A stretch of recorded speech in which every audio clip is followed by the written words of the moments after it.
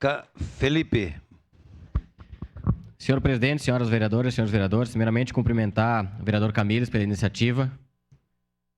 Extremamente importante, vereador Camires, e muitas vezes a gente não valoriza tanto assim projetos de declaração de utilidade pública, mas são projetos como esse que permitem que essas entidades conquistem ou gastem menos em algumas situações e o município possa ajudar dessa forma. Então, eu quero lhe cumprimentar pela iniciativa e, com certeza, o INAV faz um trabalho social extremamente importante para o município, né? São só coisas positivas através do INAV e fiquei muito feliz de ser o relator desse processo e faço questão aqui de lhe cumprimentar porque são entidades que realmente necessitam de auxílio para continuar atendendo, né? Quantas entidades são importantes nesse processo todo, porque o município não teria condições de abraçar tudo isso e elas acabam colaborando e muito com a cidade de Caxias do Sul. Então, quero lhe cumprimentar. Com certeza a gente faz aqui justiça através da sua proposição. Obrigado, senhor presidente.